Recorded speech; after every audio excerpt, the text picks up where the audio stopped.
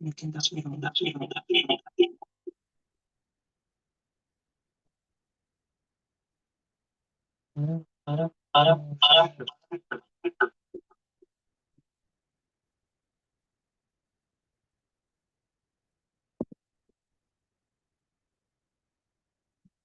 Hello.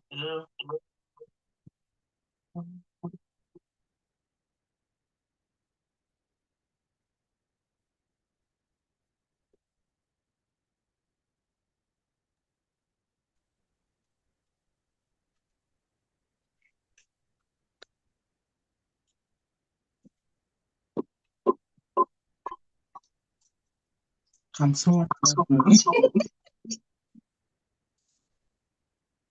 I need this. Yeah.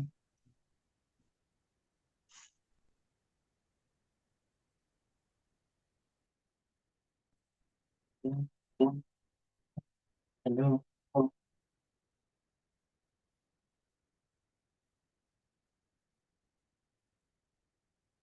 Hello, ma. Hi, Michael. So I observed that I'm echoing, probably because I'm on YouTube as well. And I'm on 360. So I'm trying to get it out of one.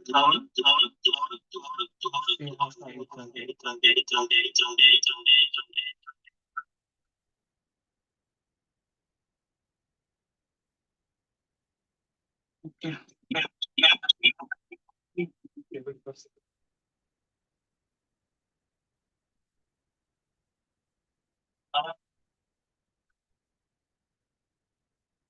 Hello. Oh, I think it's better now. Is it? Are we okay now? Okay, ma. Oh, good. So it was the other one. So we are live on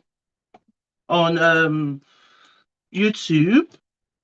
I'm more particular about people attending and not missing out on the sessions. So we are live on. I know I didn't say that before. So sorry. Because I'm actually more particular about the participation. Um, a lot has gone into this session, so I'm particular about the participation. So if we don't have anybody joining on this space, then we can have a number of people joining us online. Sorry, just give me a little minute. I want to, yeah, I want to make sure it's while on. Yeah.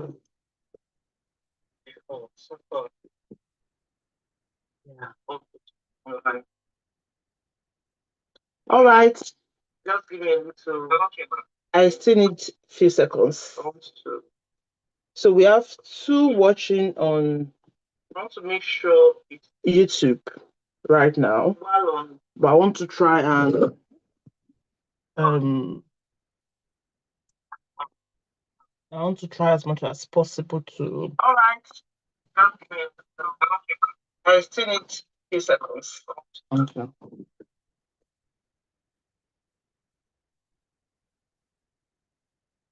So I want to share it on. I want to share it to. I want to log into my YouTube, share it to Facebook. Yeah. But,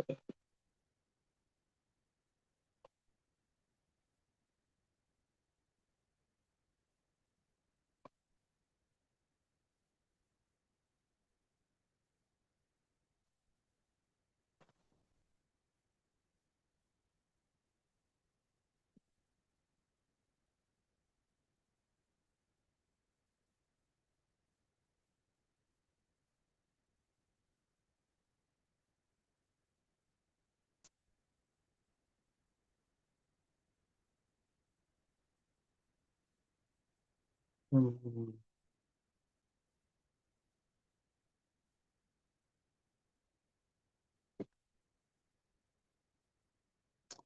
All right.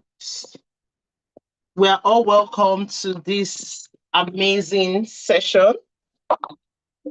And thank you for doing this with me. To the beautiful people that are hosting, taking one part or the other. Everybody, you're welcome. So, as we move on into today's session, I want you to prepare your mind to have your best moment today. So, have your best experience today. Today is setting up our gadgets for live streaming. So, so um, by tomorrow we should get better with it. Um, my name is Rachel Ayela. And before we continue, one of the budding, yeah, I will come back to it later. Thank you. Okay. So one of the reasons why we are doing this is because I realized that a lot of people have years of unmet needs, years of hopelessness, and it's real. It's real. It means that there was a point in people's life that they had a need, that there was a need. I think this is too high for me. That there was a need. There's a point in people's life that there was a need, and that need was not met. So they were in cycle of hope and all sorts. So today it's a spiritual gathering because we are dealing with the soul. It's a spiritual gathering because we are healing. It's a spiritual gathering because we want to help as much as we can in the next 2 hours. So it's not a space where we are doing a lot. It's a space where we are doing a little to process everything that needs to be processed. So once again, I welcome you to this session. This is not my welcome address, and I'll be sharing my welcome address with you in a moment. So my name is Iretolu Ayela, like I said, and I'm a mindset coach. I'm a mental health nurse. I believe in wellness. I believe in healing. I believe in. Mommy, you can see Harry. Mommy, can see Harry. Yes. I want to see her. Yeah, go there. You sing there.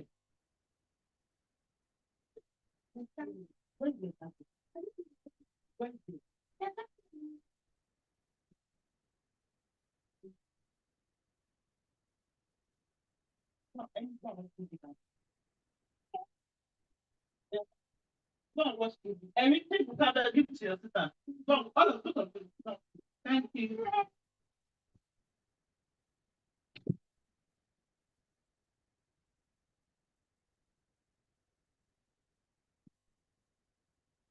Sorry for that break.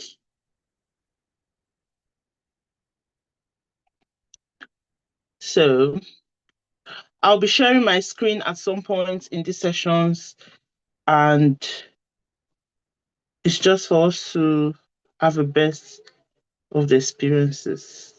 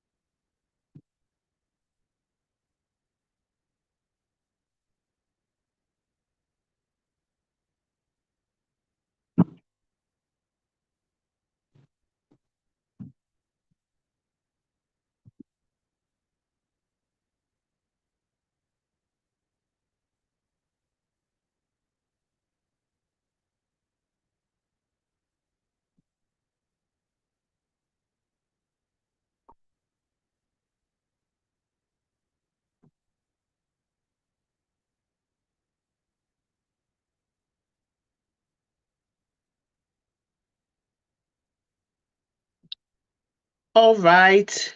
Are we back now? Is it audible on your side? No. Oosh. Okay. It was audible on my side, so I don't know why it wasn't audible on your side. So let me try to share again. I'm not sure if it's audible on to begin. Yeah, you're back. So you didn't hear the welcome? Nobody heard the welcome. Oh gosh. All right. Are we back now? Is it audible on your side? No. Oosh. Okay. It was audible on my side, so I don't know why it was audible on your side. So let me try to share again. I'm not sure if it's audible on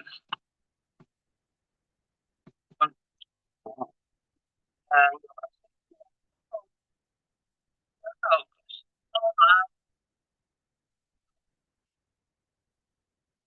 okay. So the, my technical knowledge is not so good.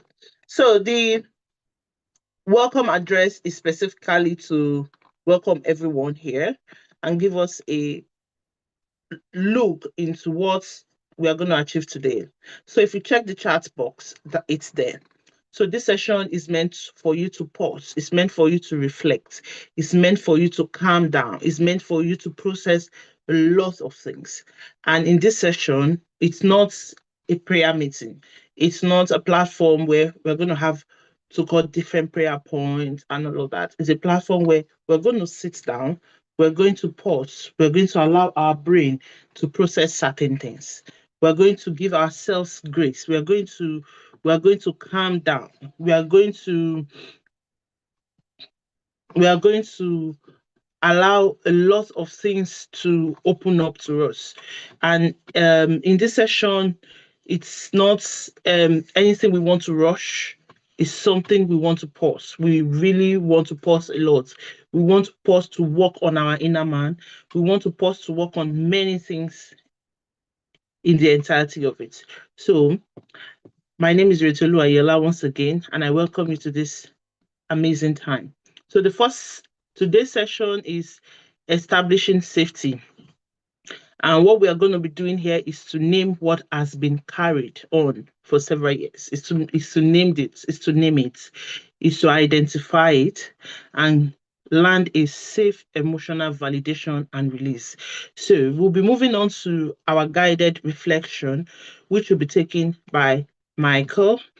Michael is a nurse and is one of the Cadiva team members. In Cadiva, we deal with the mind. So he's more than able to lead us in that moment of reflection. One of those things the moment of reflection is going to do to us is to help our mind to recall as many things as possible, is to also bring our mind to calmness, to help our mind to recall as many things as possible, and to also bring our mind to calmness. So I'll be leaving the floor for Michael. Make sure you have your pen throughout this session. Make sure you have your pen. Make sure you have a paper because you're going to do a lot of writing and you're going to do a lot of reflecting. Thank you. Hey everyone. Okay. Am I audible enough? If I'm audible enough, please let me know. All right.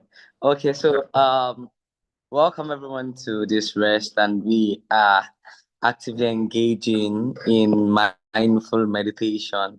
Okay, and so what we are doing now is just to simply guide our minds through this phase, and this the goal of this piece is not to bring us into condemnation or bring you into the point where you feel less about yourself, but is to just critically analyze how I got here, all right, how we arrived here. Because one thing is important: if we understand how we got somewhere, we can now track our growth process to how we navigate that season.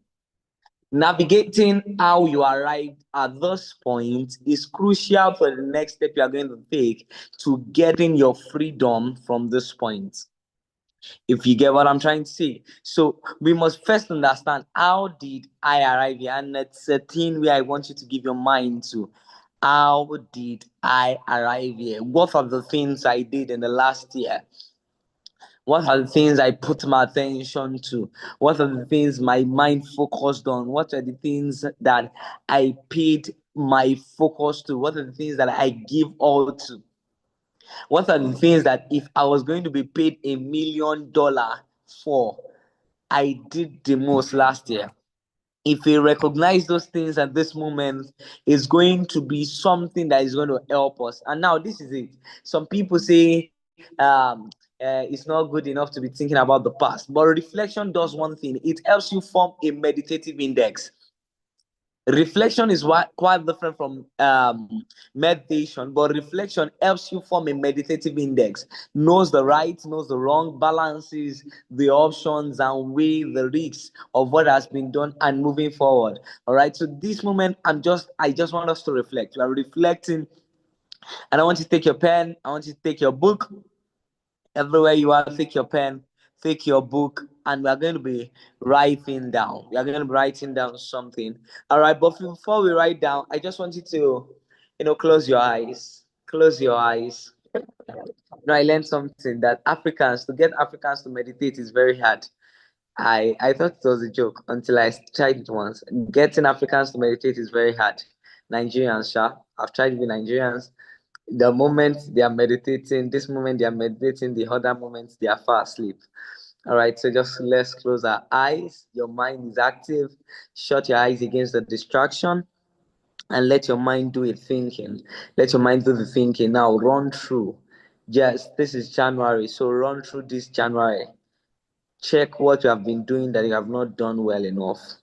Yeah, check what you have been doing that you have not done well enough. Let's start with that. What you have been doing that you have not done well enough.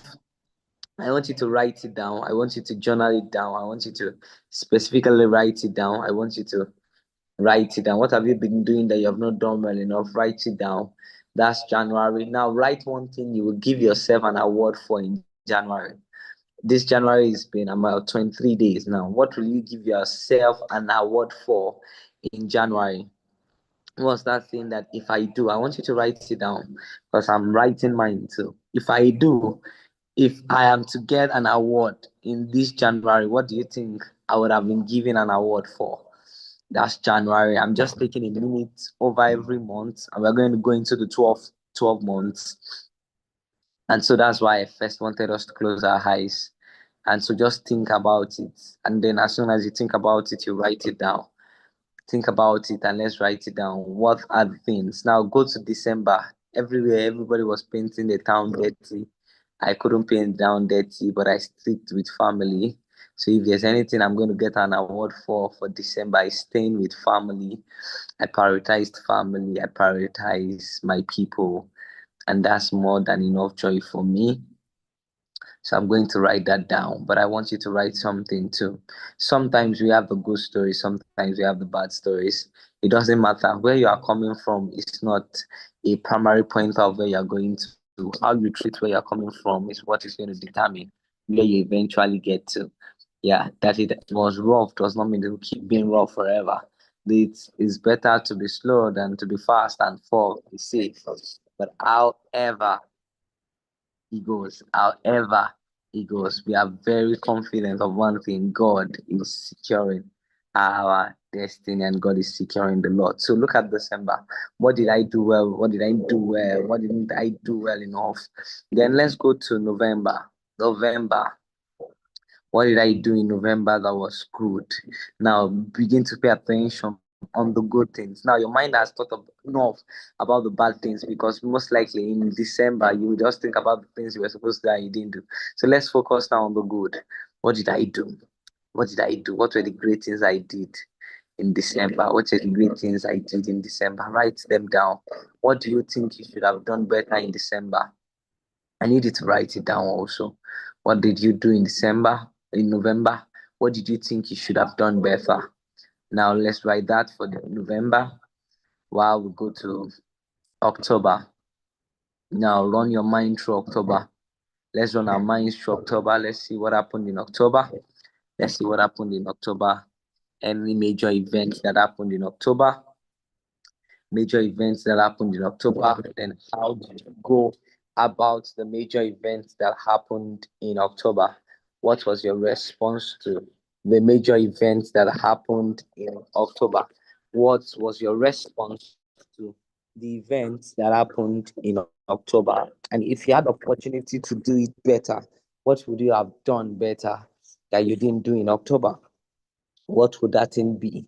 That if you have the opportunity to change in October, you would have done better. I want to hear you say that thing. I want you specifically want you to write it down. Now, the goal of writing it down is not to, I said it's not to bring you into condemnation, but to bring you into a better place, into a better place of healing, into a better place of light, and a better place of history, better place of wisdom. I want you to specifically write those things down and let's brood upon them. God is not a wicked God. He loves you and he loves you so dearly. And because he loves you so dearly, he's thinking about you. And because he's thinking about you, he has you in heart. So think about that thing that he did for you. And think about the things that happened that were beyond your imagination. And then journal them down. And let's see what we can do. That's October. Then let's go to November. Let's try October, September. Do September. What was one thing you did that gave you joy? For me, self-control. For me, September was self-control. I had self-control the most in November, in October, September. I was full of self-control. In fact, I surprised myself with self-control in the month of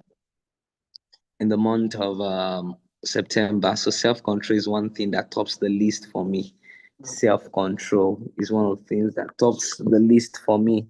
Self-control was for me. Self-control. All right, so we are going to August. August. What were the things that happened in August that shook you the most? What are those things? Sometimes you just remember months and remember specific events. For me, August. August. I was running under. I was going under. I was running away. I felt everything was crumbling. But I think in August, I spoke out the most. I spoke out the most and experimented my faith the most. So connection stood out for me in August. I don't know what stood out for you in August. Write something that stood out for you. Now, the goal of this is to bring you to a place. He said, count your blessings, name them one by one. Now, the mistakes too are part of the blessings, because if you make a mistake once and you learn from it, you'll never make that mistake again. If you truly learn from it, you might never make that mistake again. So let's go. July. What was that thing? What is that thing? Write down for July, write down for June too. Write for July and June. Right, for July and June. Some of us didn't take care of our health. I think there were much health conditions in July and June. Yeah, everybody was running on steroids in July and June. Lack of patience, lack of taking care, lack of prioritizing self-care. All right, so we are going to June, July. I've done that. So let's do May. What stood out for you in May? What could you change in May? Now we are going back to all these things, not because we are tired, not because it's not help for us. It's because we understand the place of communal, relationship. Yeah, for me was communal relationship. I needed to go back in time. I had a book. I have a book. I still have it, where I write every good thing people did to me. I don't write the bad ones, because I know the power of journaling. My children can come and read it one day and start picking enemies with people that know they're enemies, like I did when I was younger. So, but I have a book. I write everybody that does good to me, including the person that gave me 200 naira in 2006 that I still remember. I wrote it down and I read it in May, and I'm grateful to God for that. Somebody gave me a book. I remember that. So I'm writing it. I'm saying the month and I can remember. Some you say, my brain is not photographic like that. But remember, just put your mind to it. Now, that's for me, right, for April 2. April, then we go into the month of March. April to March. then from March, then to February, then February to January. January was when we made all the New Year resolutions. So, right. And so, good. This is the goal of this. The goal of everything we've said is simple. Now, what has the few years, few months demanded from me? What did this month put pressure on? This months that passed, what did they really put pressure on? What was that thing that they wanted to find in me that they didn't find? Or what are those things that they found and they met? It might be self-control for you. Maybe these coming years have been trying to test your financial skills, your financial accuracy, and all like that. So, what was that thing that has been placed pressure on in the few years? What are those things that you are thinking? How did I get here? What did I do that brought me here? So, what are the needs that you didn't meet? What were the needs that you didn't meet? Because, see, hope deferred makes the heart weary. What were the needs that you didn't meet? What were those needs that were unmet? Those needs that you longed for and you couldn't meet up to that target. I want you to write them down. I want you to write them down. Write them down. Oh, I wanted to buy a car last year. I wanted to really get myself a car last year, but I couldn't do it. I couldn't do it. For my birthday last year, I wanted to do a photo shoot, but I couldn't do it. And same thing is almost happening this year. That's me, not you. All right. So write it. Say need that was not met. A car was a need I couldn't meet. All right, so that's it. Maybe marriage is yours. Write it down. What was that need? That need, not that want, that need that was not met. So when did all those feeling of uncertainty, now the reason why we're writing the needs that were not met is because needs not met brings a feeling of uncertainty. They make you start feeling uncertain about yourself, feeling uncertain about your true progress, feeling uncertain about who you are. There are points where the lack of physical manifestations of things begins to make your heart think you are not who you think you are, and you are not as valuable as you think. So I want you to trace back that point where self-esteem started being affected by the things you didn't have. By the things you didn't have, by the things you didn't have. I wanted to set up a studio. Somebody came to my house, came to greet me, carried my ring lights behind me, and went away. I'm so grateful for that person till today. Very grateful from the bottom of my heart, in an inverted way. Anytime I see the person, I bless the person from the bottom of my heart. And he began to speak something strange to me. Say, maybe you are not even as prosperous as you think you are. Somebody carried this thing and you couldn't buy another one. And I said to myself, no, because that point my self-esteem was beginning to be affected. Then I want you to say to yourself, no, I'm not valued by the things I have. My esteem is not measured by the things I have. It's not measured by my mates. I've gotten married and I'm here single to stupor. I am not valued by that. I am not measured by that. My hope that is the fact does not mean my hope is not going to arrive in time.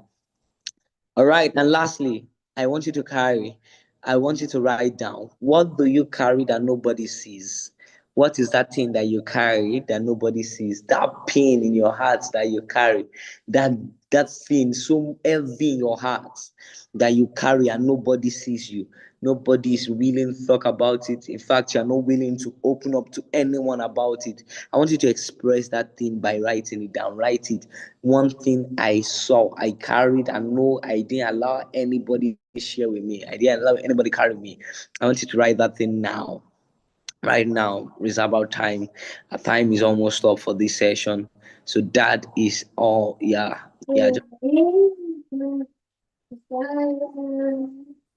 Now, now.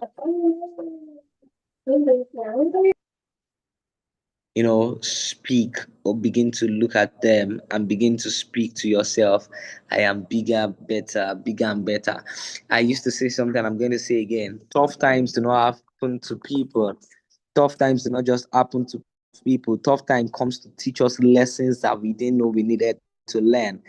Tough times do not last, they used to say, but I came up to say tough times do not last, but tough people equipped with the right knowledge will last. Tough people equipped with the right knowledge will last.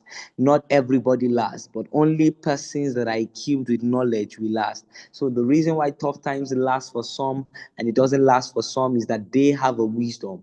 And the first wisdom is to recognize. The first wisdom is to recognize. And that's what we are doing in this moment. The first wisdom is to recognize. I want you to recognize that pain that has been bringing you down, and I want you to begin to think about it. Then I want you to now think about the promises. If you have a promise on that subject matter, I want you to think about the promises you have on that subject matter. Think about the promises. Now, for me, I have many promises. Think about the promises of God on that subject matter, the faithfulness of God, the word God spoke to you on that subject matter, and begin to speak it. Now, begin to speak those words against those things that do not come to pass.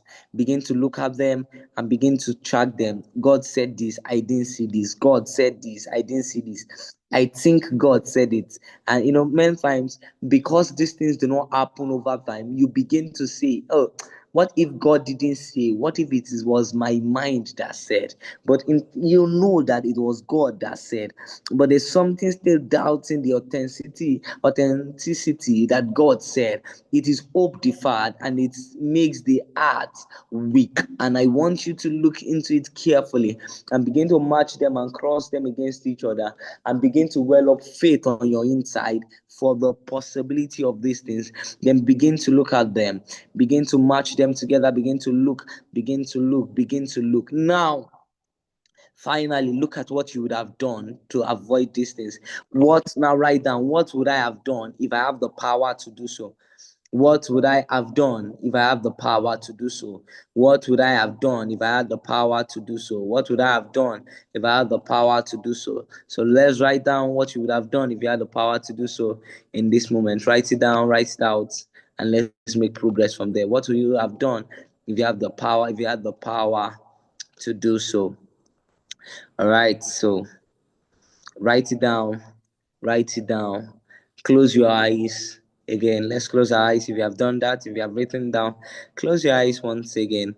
Then pick one song, your favorite song of worship, or the worship song that is coming to your mind, and begin to sing, and begin to sing, and begin to sing, and begin to sing. For me, I got a song in the deepest of my deep in last year. It was anytime I call on your name, I can't be put to shame. I'm not the writer of the song. I only did the Yoruba cover for it. Because there are times prayer is best prayed in your mother tongue when everything is overwhelming. And so I was reflecting and that song came to me. Anytime I call on his name, I cannot be put to shame. And that was a song for me last year. I don't know the song for you this year, but lift up a song that does not glorify your problem, that does not glorify where you're coming from, that does not glorify what you have not been able to do, but glorifies your journey, but glorifies the faithfulness of God in your journey, the faithfulness of God in your journey, the faithfulness of God in your journey. Worship is just a mindset. Worship is a mindset. It is the exalting of one that does great things. It's the exalting of one bigger than my problems, bigger than my non-accomplishments. It's going to amaze some of us that we accomplished more than our own accomplishments. But because unaccomplishments stands out, we tend to forget that the accomplishments were done by you, were made by you, were because you sweat, because of your sweat was your hard labor, and then you forget it. So I want you to write it down.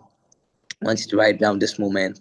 I want you to speak that song. I want you to speak it as don't sing it, speak it, say the lyrics, say the lyrics, say the lyrics, say the lyrics. You have been faithful, more than faithful, from my cradle days to this very now. And you will be my God till the very end. You've been faithful from the ages past. That is why your name is forevermore. You've been faithful from the ages past. That is why your name is forevermore. You've been faithful from the ages past. That is why your name is forevermore. Don't look at the problem, look at him.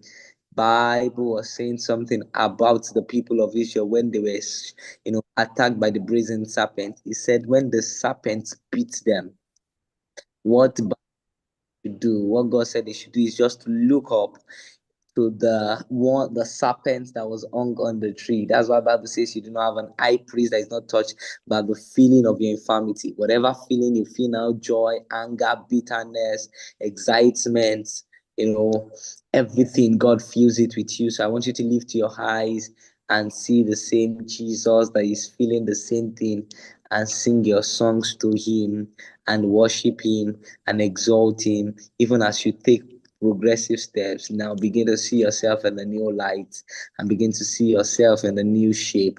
Begin to see yourself walking in answers to prayers. Begin to see yourself going down that place that you thought you couldn't get to.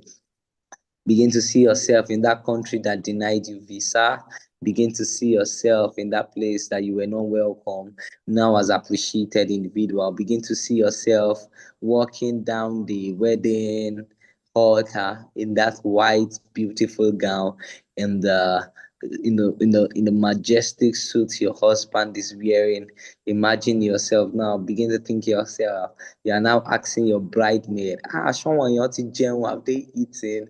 Now smile. Now smile. Now look at it and say, God is faithful. God has done it for me. God has done it. Begin to look at that thing and say, hey, this how God did it. And that's the beginning of something new. Just lift up your hands wherever you are and give him thanks and give him glory again this evening. God bless you. Now close your eyes in 1 minute, in 2. Just stay still. Just stay still. Stay still. Stay still. Just be there in the presence. Just be there in the presence. Because we are done for this reflection session, but just stay still in the next 2-3 minutes and hear what he has to say to you. Hear what he has to say. Hear what he has to say to you in these minutes. All right. God has helped you, and God has lifted us in this season. Just stay mute for the next 2 minutes while my amazing coordinator and mama takes up the program.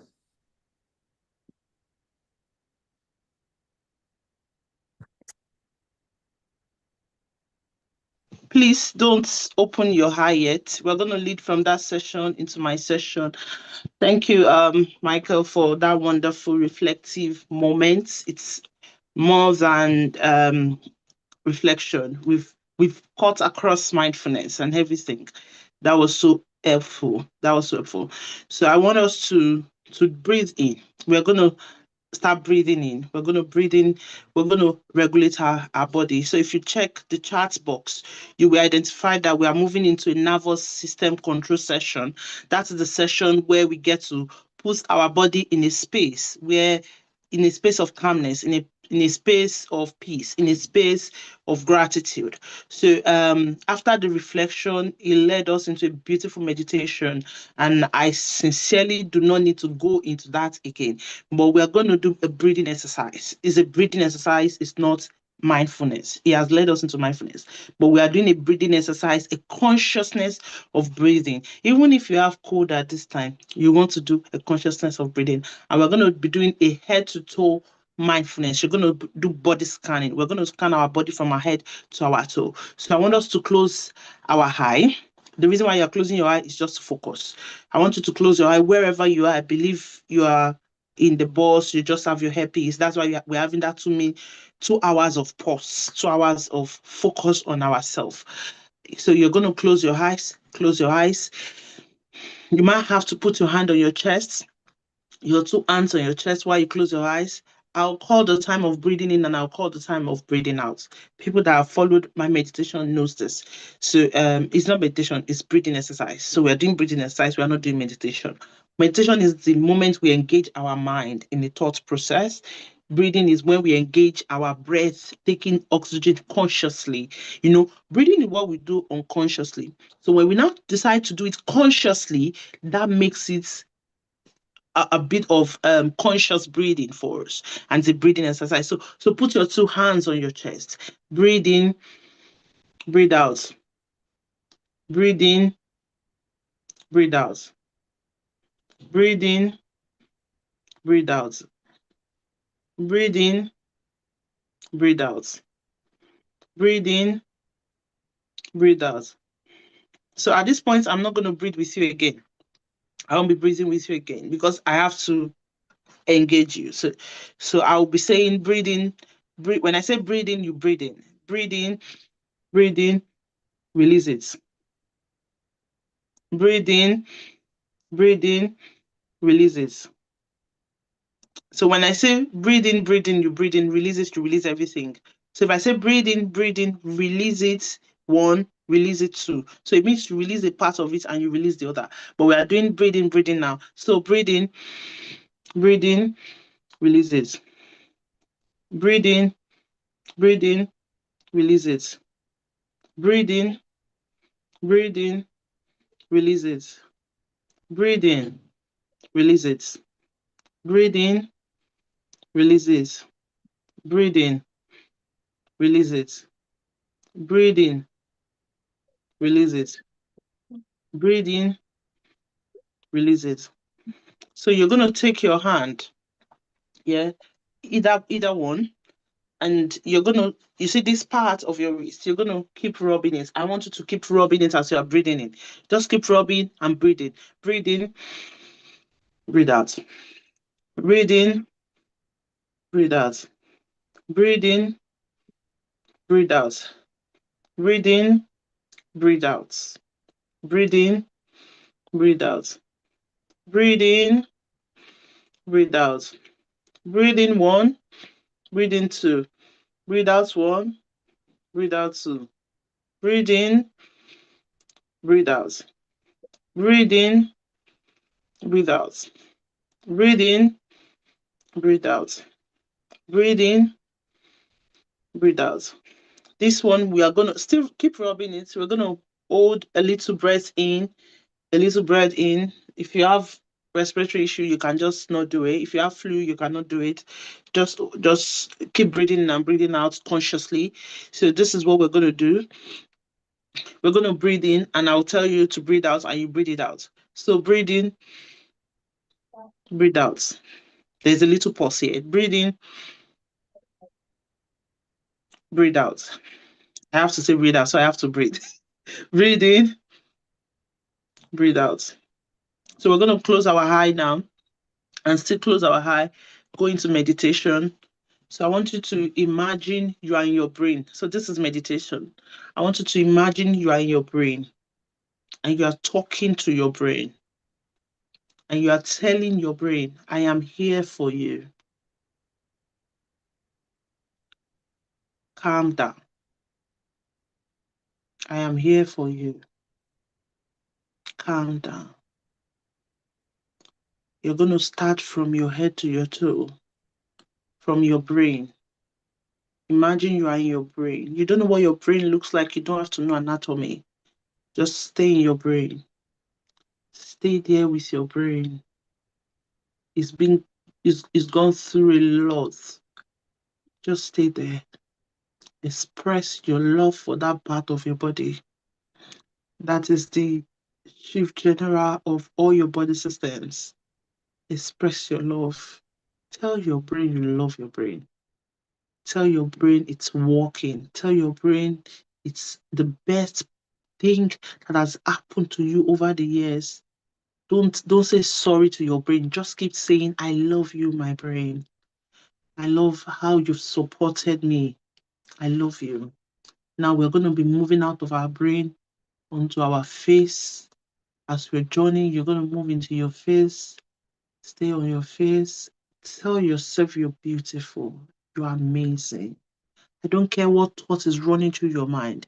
Don't care that thought. Care on my voice. Look through your face. Such a beautiful, handsome, young gender that you are. And let's move to your neck. Just stay on your neck. Go to your shoulder. While you are in those spaces, if you have headache by now, you should know it is gone. If you have flu, you should be having dry nose by now. So go to your neck, scan through your body system, stay on your chest, admire your lungs, admire your trachea, be in your body, assess them. Yes. Oh, journey through your diaphragm, back to your stomach, yeah, your intestine. Begin to heal every gut issues, every form of indigestion. Begin to wipe them out. Imagine you're sending them out. Every gut issues, every indigestion, every constipation. Begin to speak to your guts. There is a nervous system on your guts. There's something called your gut brain. Stay there, enjoy it. Now move to your legs, move to your thigh, move to your thigh, journey down to your legs. If you have pain, for people like us that worked 12 hours in a shift, you might be feeling pain. I want you to stay wherever there is pain in your body. You might go there and stay wherever there is pain in your body. Stay on that part. Stay, begin to process it, begin to tell that pain it's healing, it's relieving. I'm relieved. Don't go far. I'm not going to drop you booms in this meditation. We are doing 2 hours and we're already 1 hour gone. I want you to stay there. We're going to be living a meditative state, but I don't want you to rush it. If you've been doing it, it's not good to rush out of it. So begin to tell your body you're coming out right now. You're coming out, you're coming out, you're coming out. Let your body know you're coming out. Let your body know you are rounding up. Let your body know you are coming back to life. Let your body know. Are we out yet? Are we out yet? That's good. So if you're out yet, we are going to be. I don't know what she's asked that it upstairs. So sorry for that meditative young girl. So let's move to. We want to do body tapping. I call it body tapping. So if you're looking at me, roll your finger. Well, you see, whatever you're doing to your mind, there is a mind-body connection. So roll your wrists, roll your wrists, roll your wrists. You're going to use one hand of your body to tap the other. Roll your wrists. You might choose to sit up or stand up. Just roll your wrists. We are rolling our wrists. We are rolling our wrists. We're rolling our wrists. As you're rolling your wrists, twist your neck, turn your neck, turn your neck, turn your neck gently. You're relieving pressure. Do it mindfully. Don't just turn it. Do it mindfully. Do it mindfully as you're rolling your wrist. Do it mindfully. If you're meditating and you don't speak in tongues, I think you're not concentrating. So we're going to start body tapping from your hand. Begin to tap through your shoulder. Don't eat you. Just form a bit of a curve and tap your body, tap your body, tap your body, tap your body. Wherever there's pain, just tap it.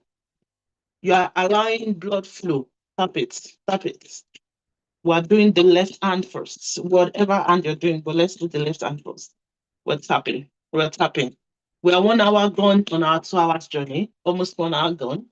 We started a bit late. Yeah. Keep tapping, keep tapping. You're allowing blood flow, blood flow. Yeah. I remember a song we sing in children church. You see this, my handle, you go do great, great things. That's the song in my head.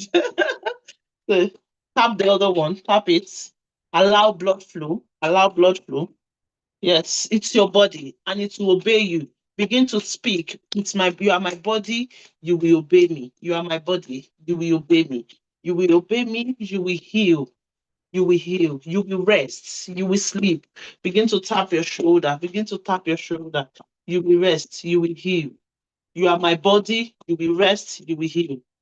You are my body. You will rest. You will heal. You are my body. You will rest. You will heal. You are my body. You will rest. You will heal. Yes, we are moving on to our face. So this is this side, this triangle from your nose down here. You begin to tap it. Tap it with your finger. Tap it. Begin to tap it. Press it. Allow pressure. A mind mindful pressure. Yes. I won't just smell great things. It will be mine. Yeah. For those of us that might have flu, cold, your breathing might start getting better. But that's not the reason for it. We are tapping. We're tapping. We're tapping. We're tapping. We're tapping. We're tapping. Now we're going to engage our 10 fingers on our forehead this way. On our forehead this way. Makatala bushada gada bushuta ledekede bushada le makate le bushada li musutaya. If you are not here today, I don't know where you are. If you're not here today, I don't know where you are. This is not another prayer retreat. This is a pause to enjoy the presence of God in the calmest voice, in the calmest space that can be possible. That space where you take everything in, everything, everything, everything, everything. Yeah, tap your face, tap your face, tap your face. We're rounding up on the face, and you go back to your wrist. You go back to your wrist. You go back to your wrists. You go back to your wrists. Thank you for joining that session. And I really do sincerely appreciate you. Thank you so much. So we're moving to the other part of this session. If you check the chat box, you will see what we're doing. So we've moved away from the nervous system reset, to teaching. And I'll be taking us on the teaching.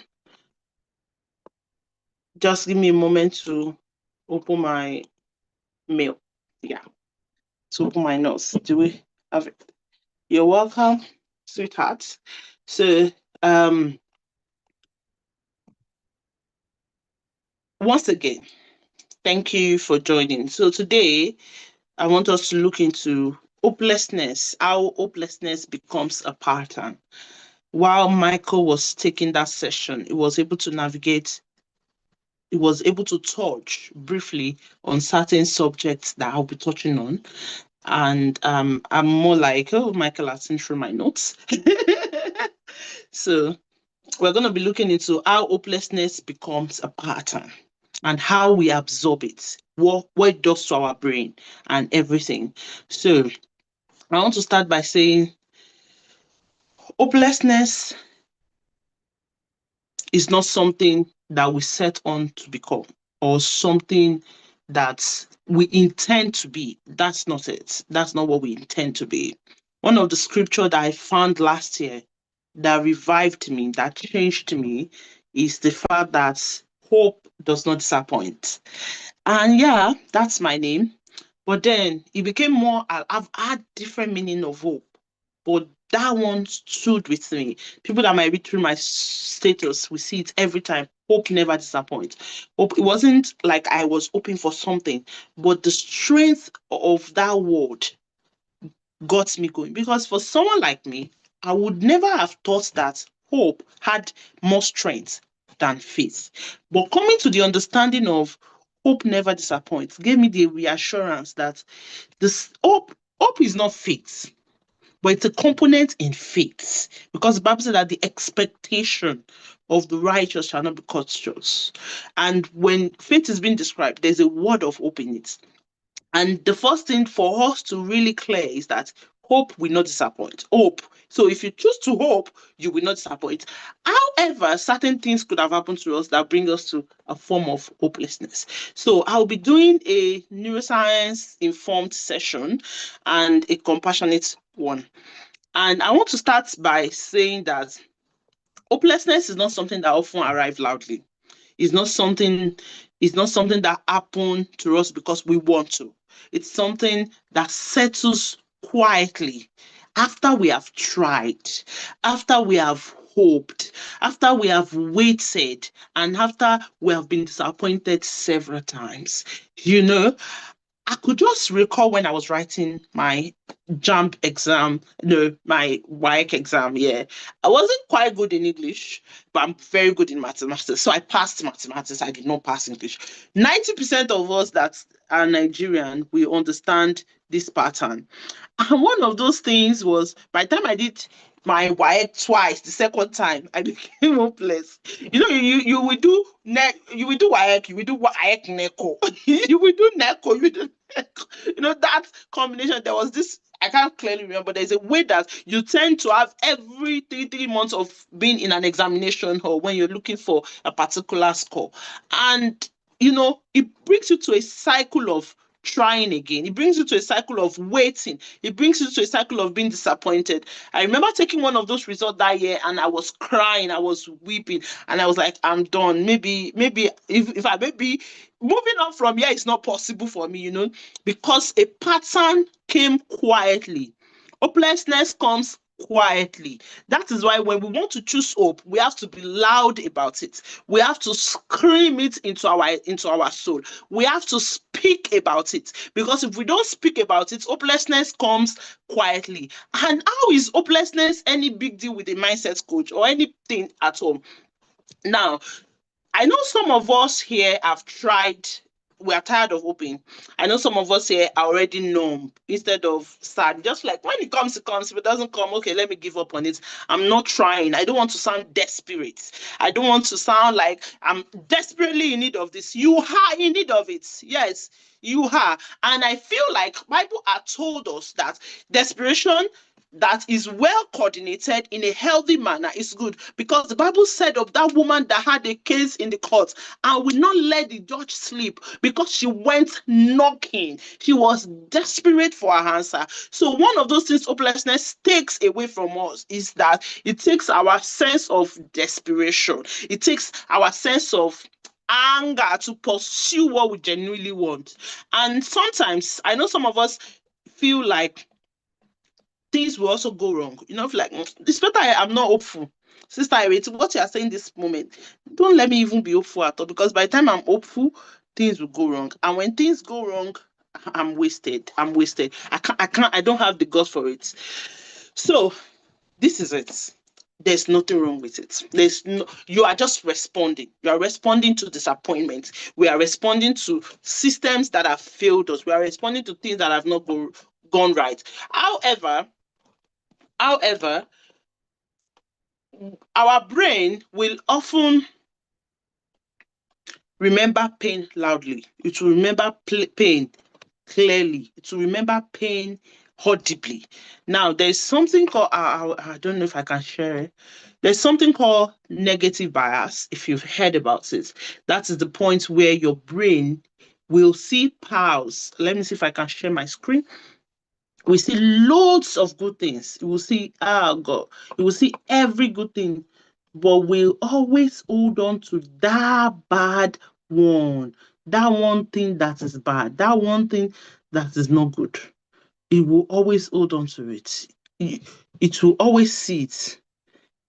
It will always see it. It's not your fault. It is because, number one, our brain is not, I'm coming, sorry, I'm trying to share my screen. Our brain is called negative bias. Can we see my screen now? Yeah, this one. So imagine this guy only sees this bad. Look at the good at the back, because he keeps hoping for one thing and that thing is not coming forth and is not joining other good things. He decided and concluded that everything is bad, turning his back to the good things.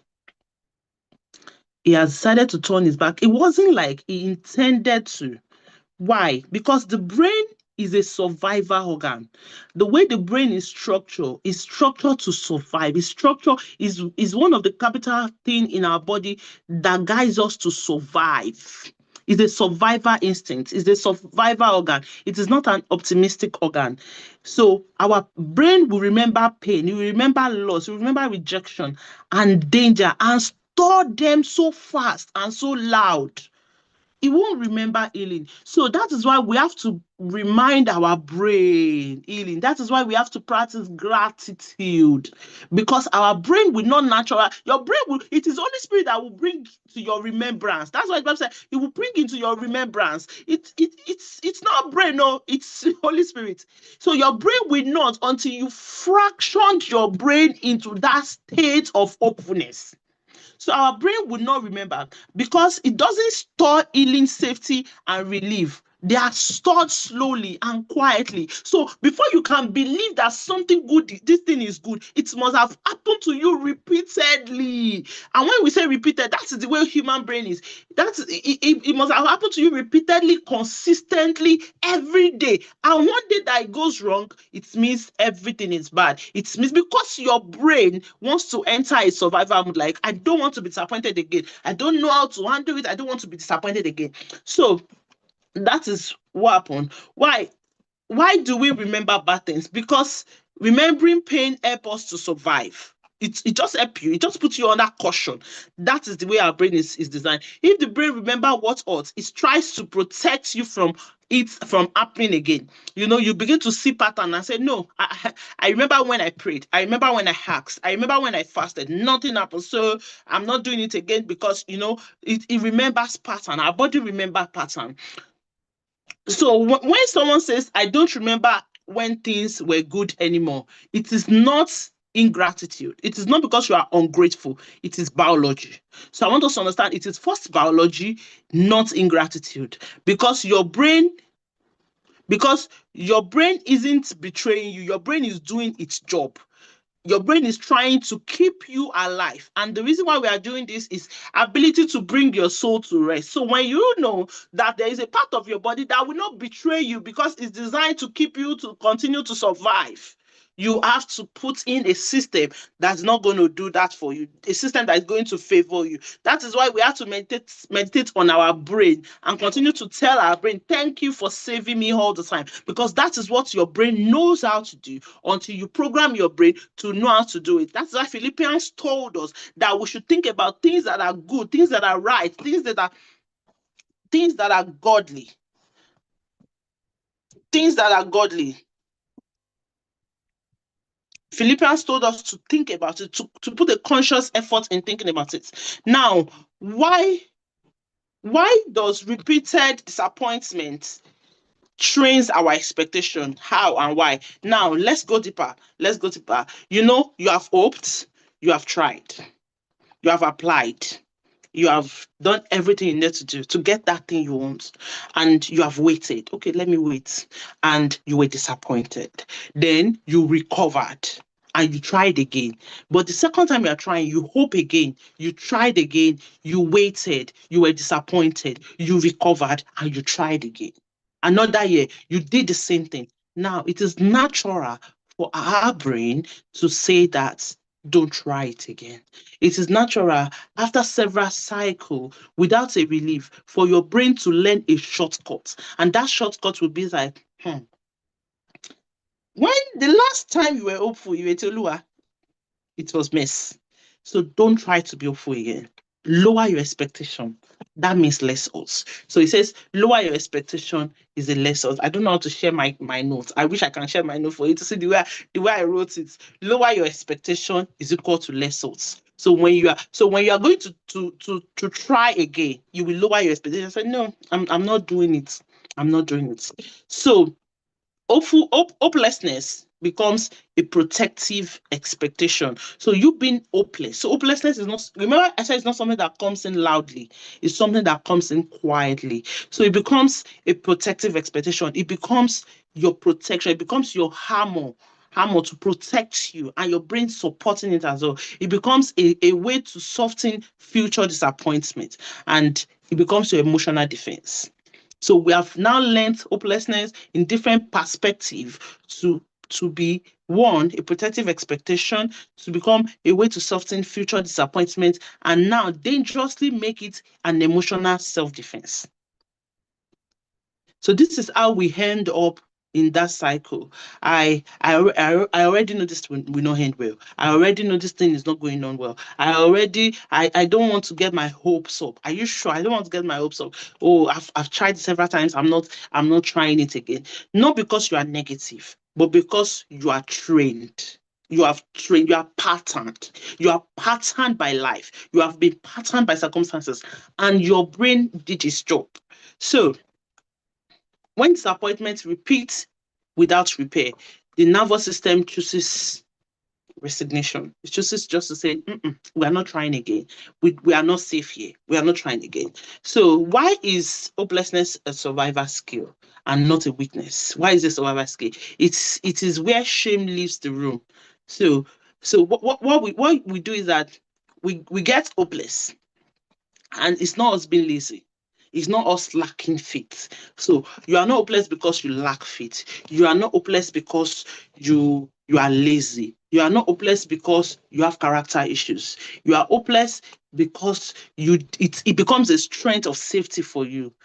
Yeah, it's become a strength of safety for you, and it happens to you because you've used your strength for too long without the results that you want, without your needs being met.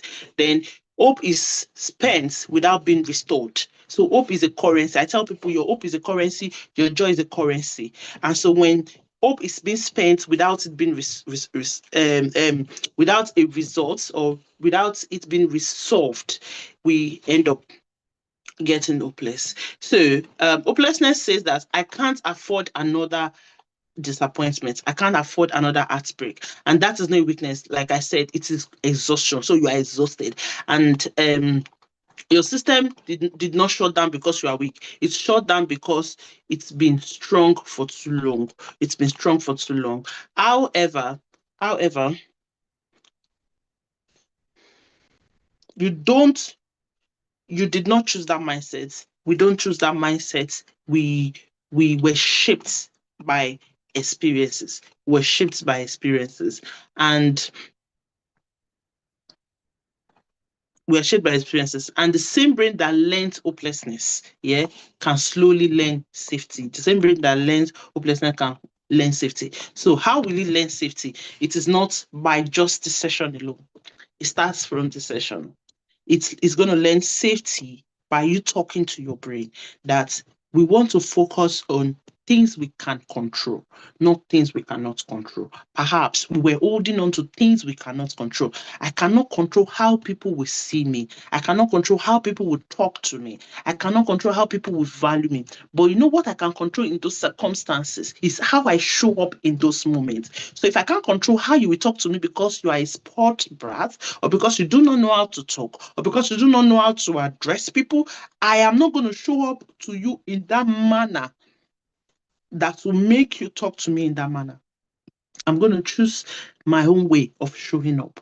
So, how do we change our brain? No, not change. How do we rewire our brain into hopefulness? How do we bring our soul into stillness? It is one with consistency. Consistency in what exactly? Consistency in gratitude.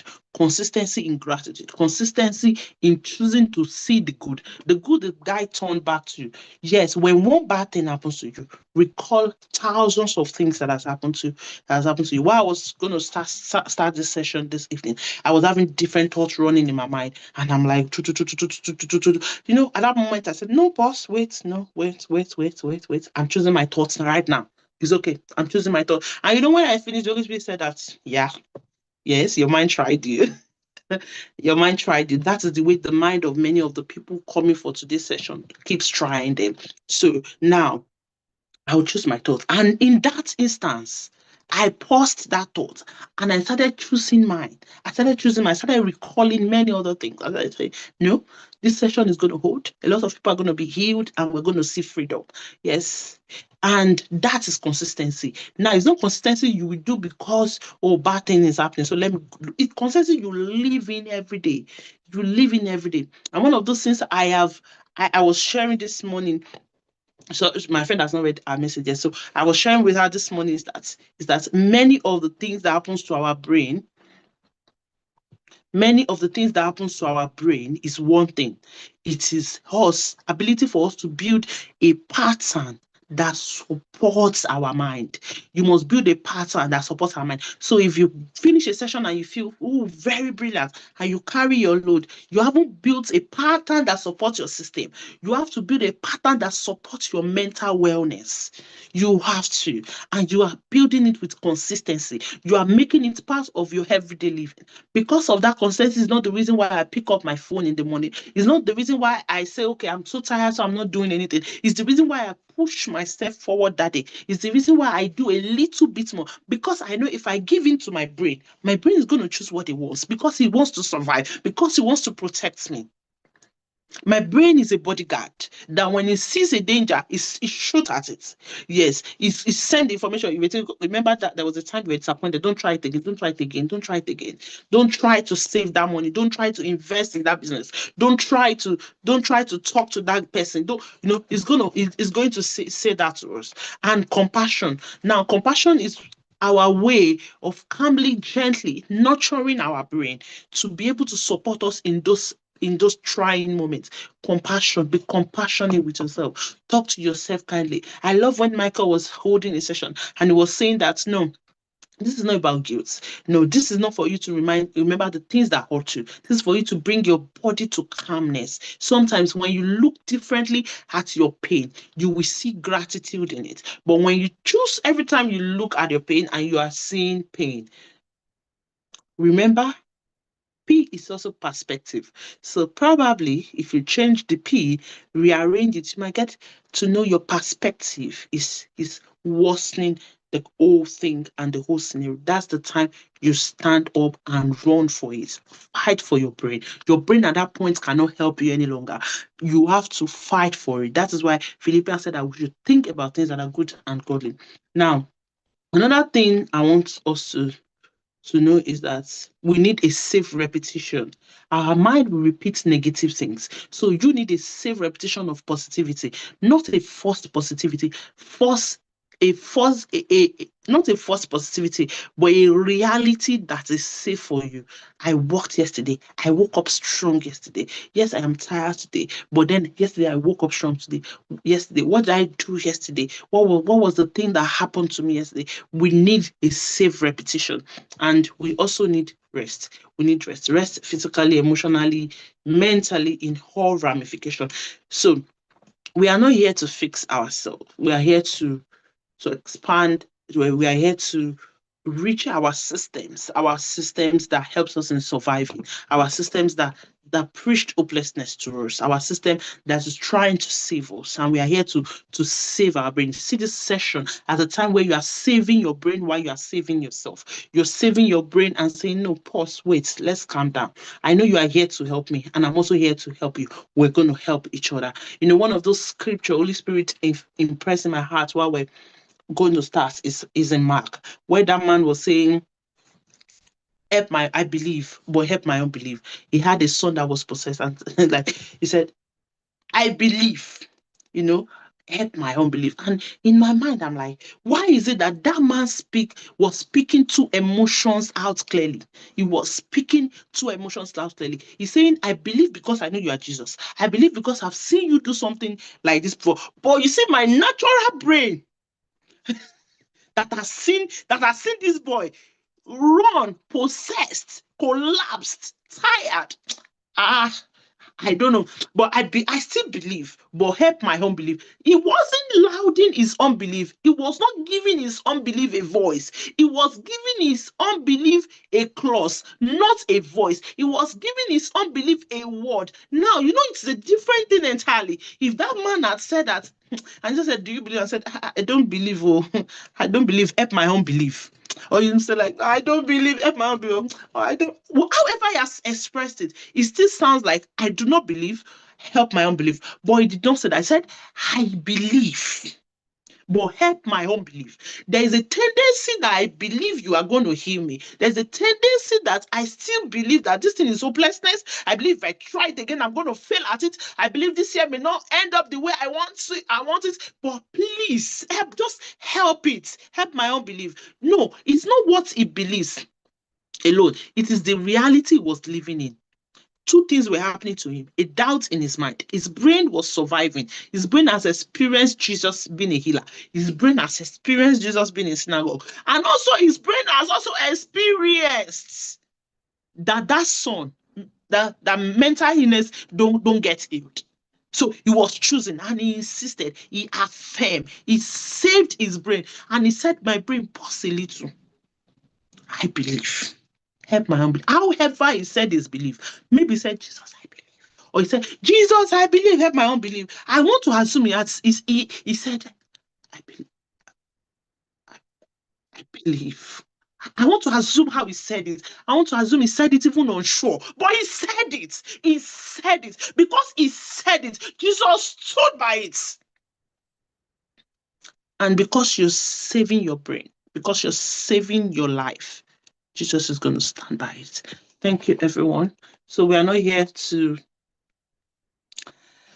fix ourselves. We are here to help ourselves. So I'll be handing over the session to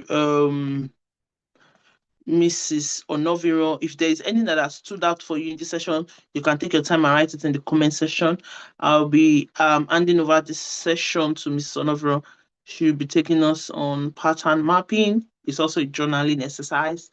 And thank you, everyone.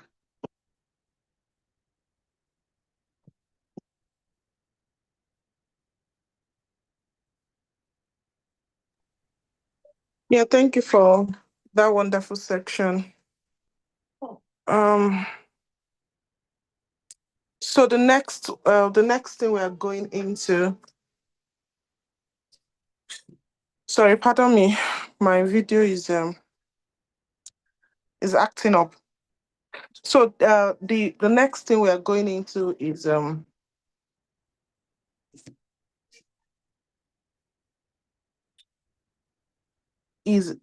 form of exercise, which we're trying to say it's a pattern mapping.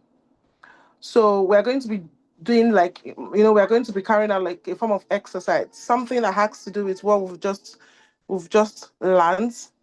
And I want us to get a book and a pen. Are we all here?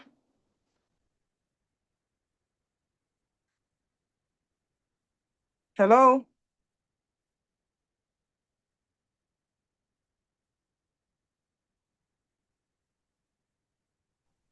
Yes, Ma, we can hear you. Oh, thank you. Thank you for the response.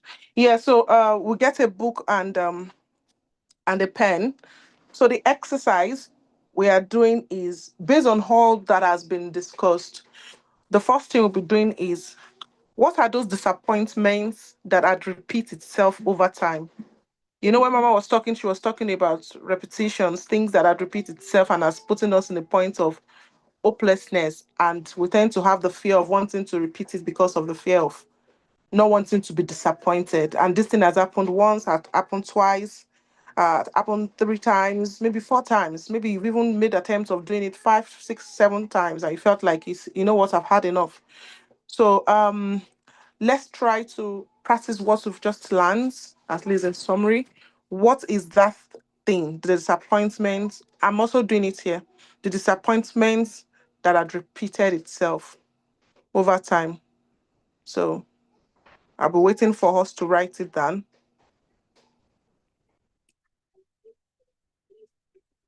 Disappointment that had repeated itself over time.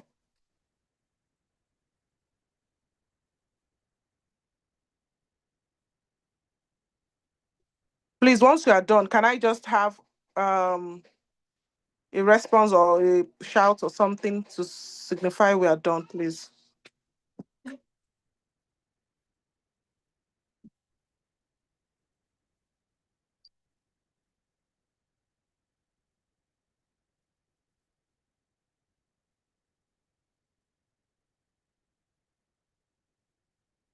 Are we done with that? Sorry, because it's exercise, I want a two-way response. Like, as I'm saying something, people are responding. It's not like when Mama was lecturing. This is more like exercise. So I want responses. Thank you. So are we done with writing out those disappointments?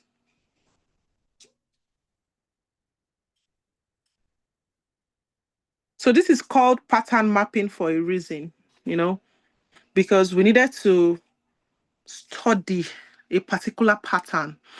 Until we study the pattern, we might find it difficult on how best to address it. We might find it difficult to know why we think it's the pattern it's coming up over and over again. So that's why we call this exercise a pattern mapping. So are we done with this? I just heard Sister Bisi response alone. Do I have anyone in the house who have Yes, ma, I'm done. Thank you. So I want to believe we're speaking for everyone.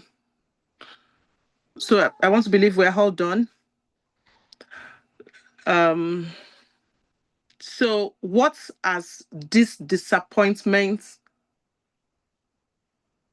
formed in us? The belief system this disappointment had formed in us over time. So at every point where I have been disappointed, what belief system did it form in me? In some instances, it might be the same belief system. In some instances, it might be different belief systems. But the point is, can we, so the way I have it here, I have it like, beside each of those disappointments, what belief system did those disappointments formed in me? Now, I won't be surprised if for some of us we are unable to identify them because probably we've bottled them up, or probably we've just kept them one side and don't want to confront those issues. But this is why we are doing this right now. So try as much as possible to reflect. What belief system at this disappointment, this other disappointment, what belief system has this formed in me over time? My exposure to this thing, what belief system has it formed that I must do something like 5 times before I make it? Has it formed that I must sit for an exam and fail twice before I pass?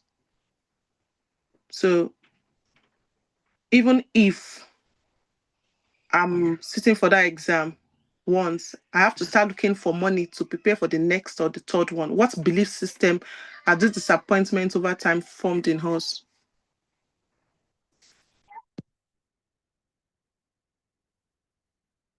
Please let me know once you are done. Just signify you're done, please. I'm also here doing my.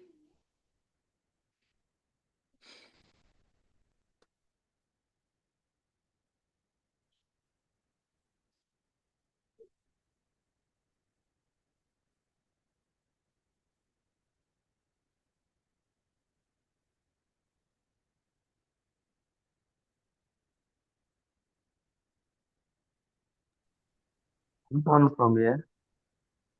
Thank you.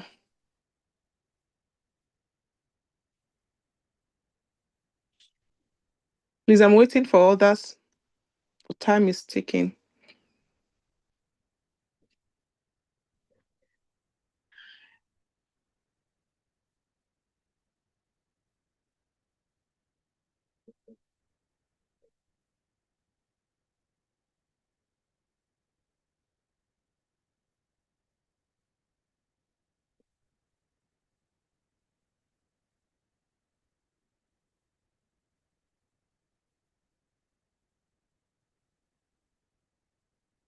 I'm expecting us to respond if we are done. Yes, ma'am, I'm done. Thank you. Mr. Motunraya, are you there? Mr. Alajide, are you there? Are you done? I'm done, ma'am. All right, thank you. Thank you. Yeah, so what we are doing next now is, based on all of these things, that this belief that end up being a behavior in us, that end up being like more of a response, what has this behavior, what had followed this behavior? Now, is it that with this belief system, am I always afraid? Am I always avoidance? Am I always shying away from it? Do I just block it off? Do I just go mute?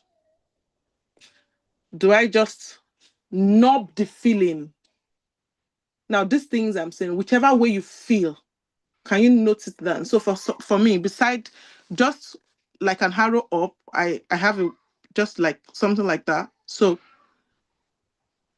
the behavior that follows these beliefs, what are they like? Does it make you scream? Does it make you cry?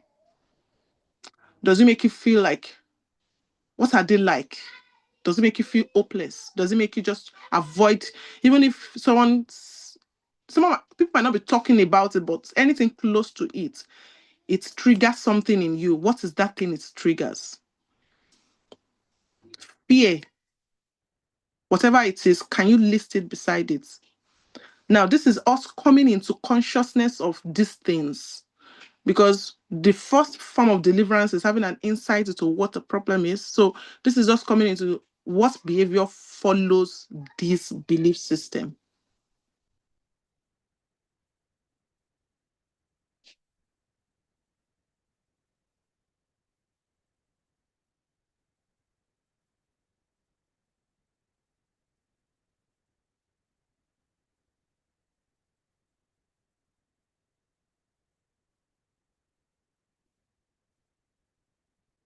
Let me know once you are done, please.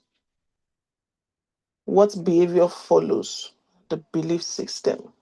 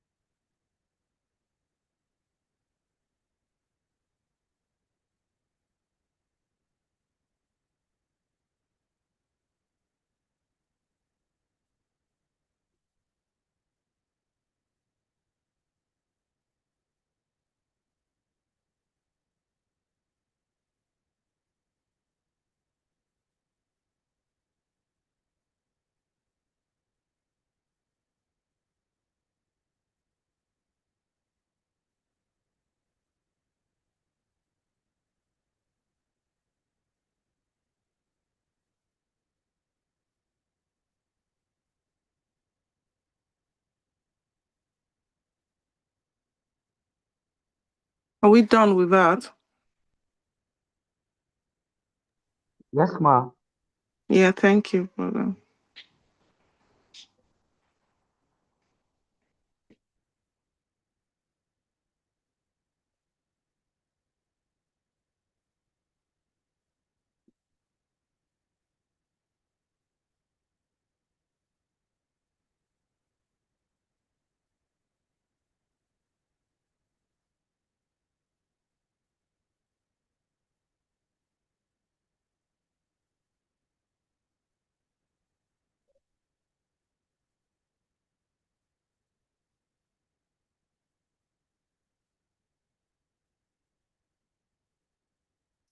So are we all done? Yes, ma'am. Yeah, thank you. All right, I would before we talk about the last point for this section, I want Mrs. Yola to quickly please talk on release ritual. How do we go about releasing these rituals?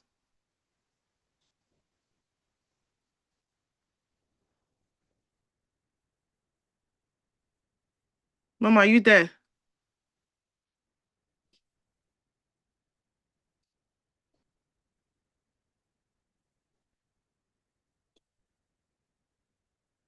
Sorry, I'm here. I was talking. I didn't know I was not unmuted. Oh, okay. So your release ritual is everything you've written out so far. You're going to fold it. It's just a way to make us feel like we're doing something desperately. You're going to fold it. You're going to fold everything. We fold it. So it's not a journal. It's not something you want to keep. It's not something you want to continue to go back in. So you may not be able to do the last part here. I think we do something similar end of the year in churches. In my church, we do it. Our senior pastor will burn the papers. So you can either burn it or you flush it off. However is possible for you to do. You are not meant to keep it. You are meant to. We are meant everything. Mrs. Onoviran did to us. We are meant to recall it. We are meant to build an awareness of it. We are meant to write it down. We are meant to throw it away. So release ritual. That's one part of the release ritual. So you keep it. Don't keep it. You trash it, but burn it. So when you are burning, it's like you're doing a sacrifice of it. When you burn it, or you destroy it. That's the word. You destroy it.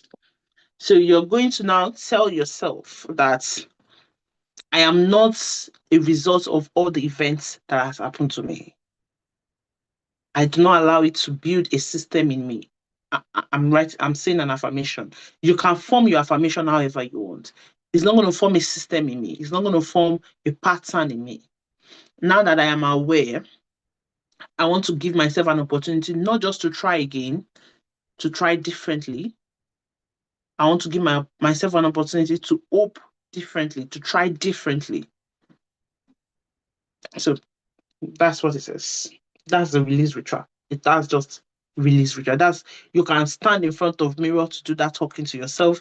You can talk to yourself while you're flushing it. I am not this disappointment. It's like you're building an awareness. So everything you've recalled, everything you've brought back into your space, into your consciousness, cannot hold a power in you any longer, because you now know that this is what this behavior formed in me. This is what this pattern informed. This is what it shaped in me. This is what I became out of it. And I don't want to hold on to that. So that is a release ritual. Thank you, ma. So before we round up, I would also want to add up to what Mama had said, that when we are carrying out a release ritual, it's not something that we do a one-off thing. It will require us carrying out this pattern mapping will require a lot of consistency, such that we can easily retrace our step back to some level of consciousness or reality when situations of life happens, because they will definitely happens.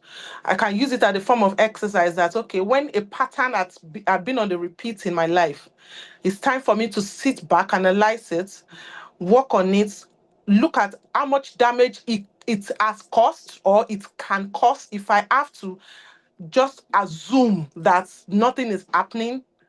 And just as Mama said, consciously speak to yourself on a daily basis. I'm getting out of this. This cannot have a larger hold of me. I'm not giving room for this disappointment again. I'm making that bold step. Yes, it might be a pattern, but from this point of my realization, is no more a pattern. And that consciousness is a major deliverance. And I feel it's something that we all need to do. Yes, because life will definitely happen to us. Life will present itself in an awkward way.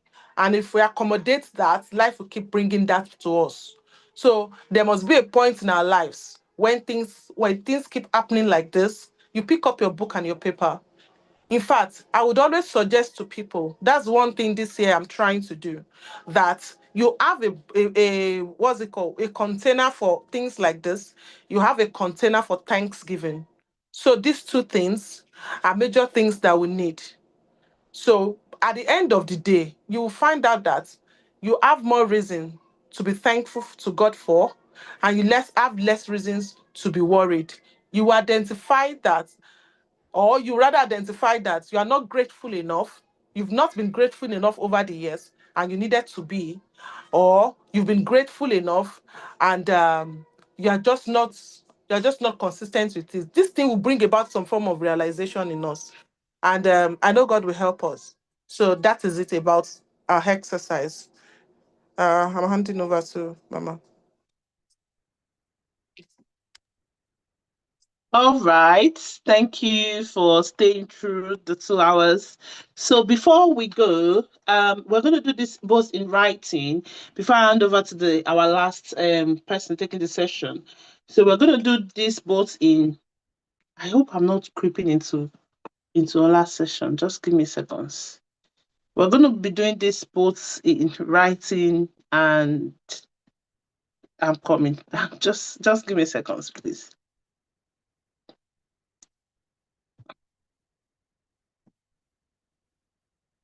Yeah, we're going to be doing this in both writing. It's not a last session. We're going to be doing this both in writing on the chat box.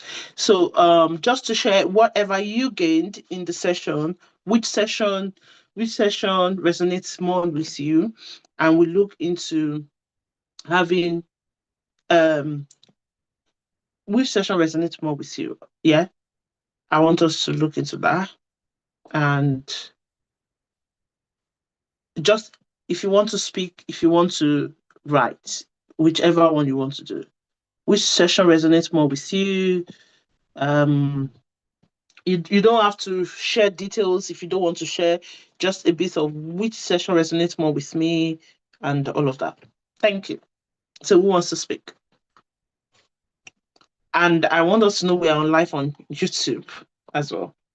So I think we should know that when we're coming in. So you don't have to share anything personal. Just share what session resonates with you. Do you want to share in the chat box? Okay. Oh, I don't know what this person is. Okay. So someone said, I've learned to name it, to tame it. Oh, thank you. But I don't know the name. Okay. I've learned to name it, to tame it. Yeah. I've learned to identify it, to put it under control. Yeah. That's one. So who else is going? Mine will be that my brain is just doing its job. I don't know that reality shifted me. my brain is doing its job. My brain is doing what it knows best to do. And I have to do what I know best to do. So who else do we have here? So do we have anybody else? Okay. Yeah, it's same with me. My brain is a survival organ. Our brain is a survival organ. Thank you. Our brain is a survival organ.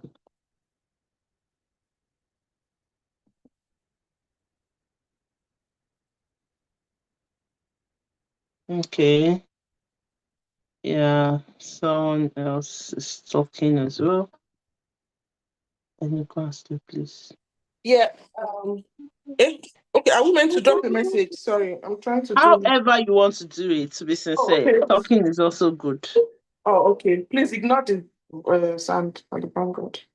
So mine will be that my brain is really hardworking, and the best I could do is also to be hardworking. So if my brain is doing its work, then I have to do my own work. So most of the time, I don't just assume that. Anyway, for me, my brain is hardworking. So if my brain is working hard, so what am I doing? So that's one thing I'm going with for me. Okay. Thank you. So someone is saying, Mo is saying, no matter what circumstances I'm in, I can determine how I want to respond. Yeah. We didn't say that, but that's true. So Michael is saying, mine is that moment we spoke to every part of our body. It was as though my legs said, thank you, because I have never appreciated it. Your leg does need that. Thank you. Well, on behalf of all of us in Cardiff, we are saying thank you to your leg. Yeah. Ola, we've not heard from you. Who has not spoken? Mr. Fife has not spoken either. So, should we just move on? Or we are waiting for you. We are waiting for you. However, tomorrow we are continuing in this session of 2 hours. For me, I've never felt like I was going to enjoy these 2 hours as much as I did today. Like, it just dawned on me that I've never really paused. And I am pausing right now, and it's a whole lot. So it means so much to me. It means so much to me. So we'll continue tomorrow, and we're trying as much as possible to get a lot of people to come to join, to come online. I'll say 90% of the people that registered have not even, they're not showing up, probably because of the mix up with timing. So we're there. But we deeply apologize. So I'll release the floor for Ola to take the last session, while we're going to have a wonderful day tomorrow again.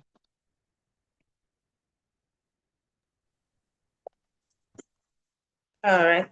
Thank you so much. Can we all hear me? Good evening, everyone.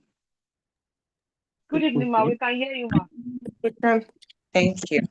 So it's been a wonderful time. Okay, let me start with the session that resonated with me is from Mike's session. And so it's the part that was talking about rewriting our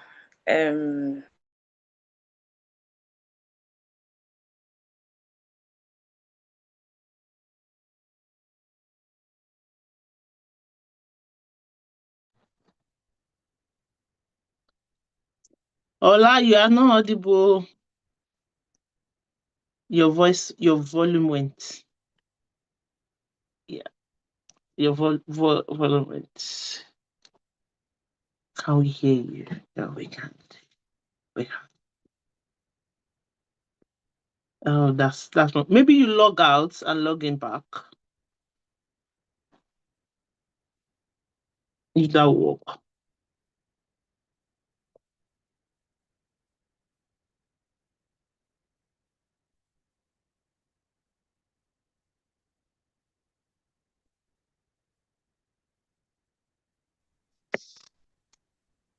Yeah, we're back now.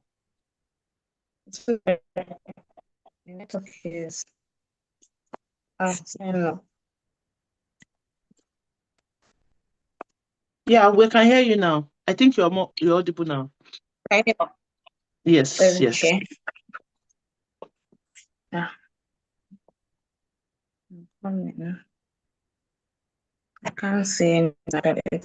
Okay. So it was the guided reflection session and also the journaling session. I know during each of these sessions, I was having different emotions. There were times that I was feeling sad. There were times that I was feeling happy. There were times that I was angry with myself. I don't know how you felt in your own space, that most of us will have felt like that. I just want us to know that it's not actually wrong for you to feel like that. You're not wrong for you to feel angry.